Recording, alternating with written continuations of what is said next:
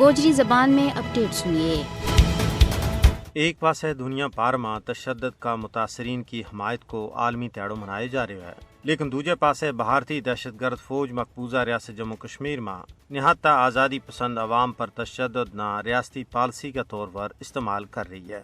بھارتی مکار ہندو انتہا پسند حکومت کشمیر میں ظلم و بربریت اور تشدد نہ ایک آلہ کا طور پر استعمال کر رہی ہے۔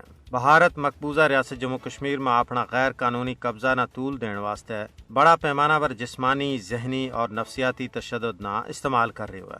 غاصب بھارتی فوج نے ایسا لاتعداد اذیت خانہ قائم کیا ہے جت آزادی پسندہ ور ٹارچر کا مختلف طریقہ استعمال کیا جا رہے ہیں، جنہاں میں بجلی کا جھٹکا، پیٹ میں پانی پرنو، الٹو لٹکانو، چمڑی ادھیڑنی، نو کڈنا اور جنسی تذلیل و تحقیر شامل ہے۔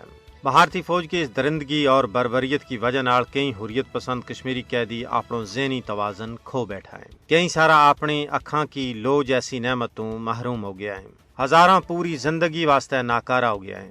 اس تو علاوہ بھارتی فوج نے پیلٹ اور بلٹ کو استعمال کر کے ہزاراں کی تعداد میں کشمیری طلبہ و طالبات نہ ایک یا دو اکھاں تو محروم کر دیتا ہے۔ انہاں کو کوئی پرسان حال نہیں۔ یہی وجہ ہے کہ انہاں کے نزدیک تشدد کا متاثرین کو عالمی تہاڑو کا اہمیت نہیں رکھتو۔ 5 اگست 2019 میں کشمیر کی خصوصی حیثیت کا خاتمہ تو بعد کشمیر میں ظلم و جبر اور قہر سامانی میں بے حد باد ہوئے ہے۔ یہ اس پر عالمی ذرائع ابلاغ کی متعدد رپورٹ بھی آ چکی ہیں۔ کشمیر میں یہ ظلم و ستم بھارتی نام نہاد جمہوریت اور سیکولرزم پر ایک بدنما داغ ہے۔